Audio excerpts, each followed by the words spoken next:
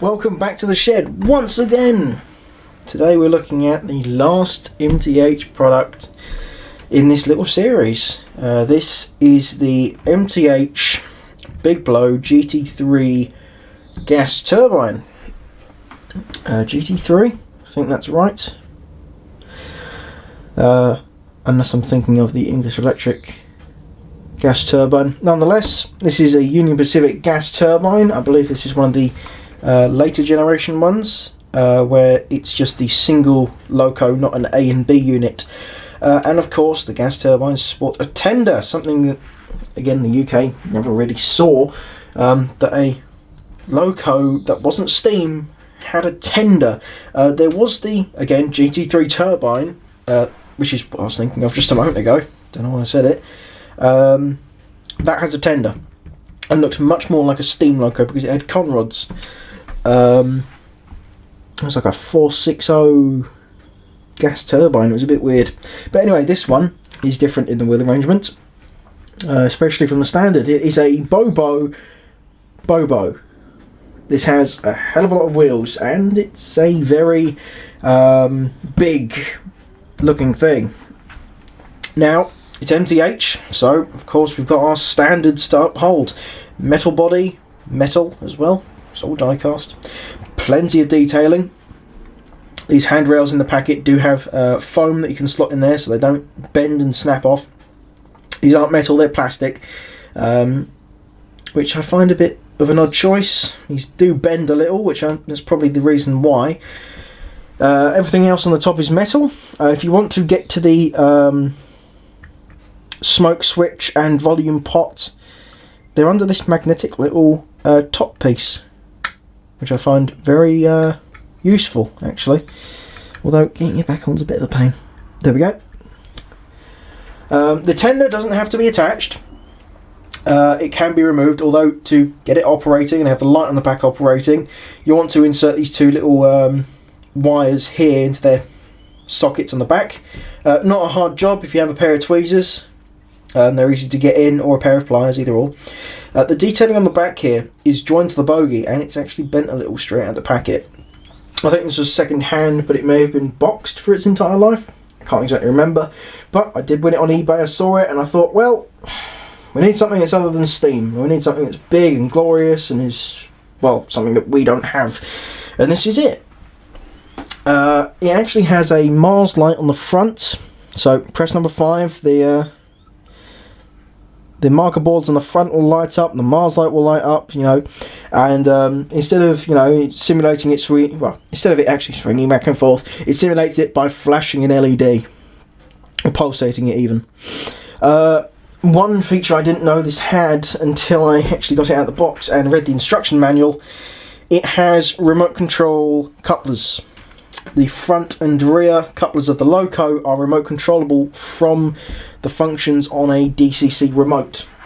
I think it's function 7 and function 8. I'll take you through them in a minute. Sorry.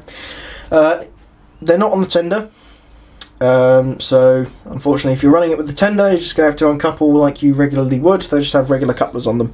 I did have to fit them, mind you. There's a nice solid bit of foam here that is in the packaging, so you can turn the tender upside down quite easily and install the couplers. I did it quite easily. It took me all of 5 to 10 minutes, I think. The loco's got plenty of weight, so it can do quite a good bit of haulage. I'm going to be hauling the passenger cars with the loco, although I do think it was primarily freight. I'm going to be hauling passenger just because it's a larger load. So let's take you in for a closer inspection. Now, there's not actually the most amount of detail compared to a steam locomotive, but there is a particular amount of detail on the bogies, on the sides here. It's actually moulded. Nothing like rivet detailing, but a hell of a lot of detailing, like doors and stuff. The roof is very well detailed. Of course, this is an MTH product, so it does sport a fan-assisted smoke unit, and it comes out of this exhaust here. Now, getting it in there is a bit tricky. Again, needle, get a needle. very much a must for this logo to actually get it in there. You do have to insert it through that vent, I believe,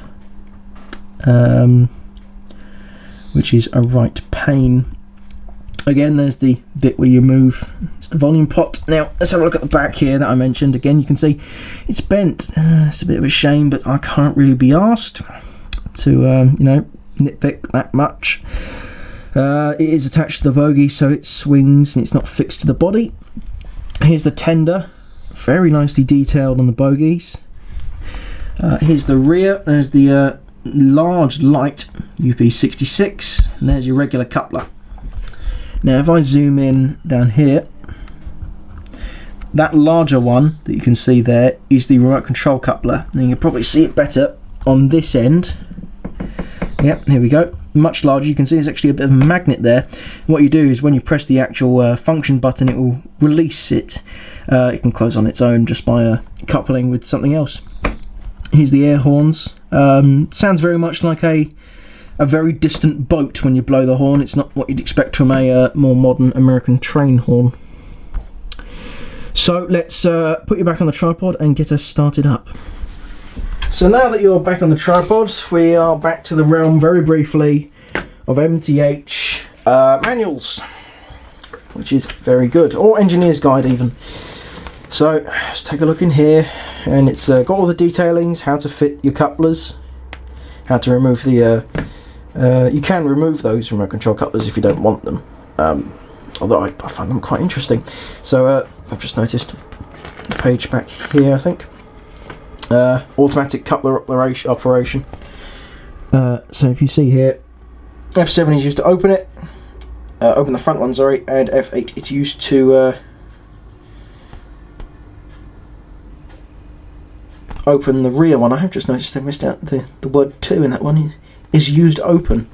It's interesting. There are a few mistakes in these, but you can't really knock it. If you know what it means, you know what it means. And of course, passenger freight announcements. This one sports freight, and it's very much just sort of over the radio stuff. It's a lot less bantery than the one on the big boy, and it's more tailored to someone who, the cab crew, who'd sit in a diesel than it is for a steamer, of course. So it's sort of going, oh, I need to get a battery, you know, we'll take that one, alright, then we'll do that, and then go. So, as always, we'll use our trusty NCE power cab. This loco has been very easily programmed to number 66. She is number 66 on a short address. So, let's start her up, shall we? Of course, by default, the smoke unit will come on.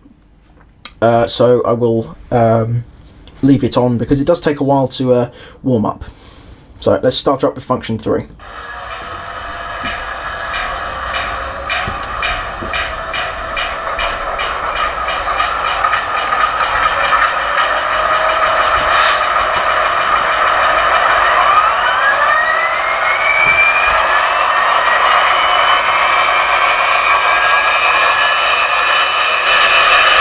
So now that she's started up, I do believe the smoke unit should be working. Let's have a look in the trusty manual. And the smoke on off is function 11. So let's turn on 11, turn it off, and then turn it back on. Now, of course, it's not particularly heavy smoke. It's to simulate the haze coming out of the exhaust. I do believe they do clag a little, although there's probably photos on the internet of them clagging completely massively in a giant cloud emitting from the exhaust. But that's not what you're getting here in the slightest. So let's turn on our headlight, change the direction, and I'll get a couple onto the passenger cars, and you'll be able to see her running around the layout. So let's roll her out. And we will use the reverse signal with function 10.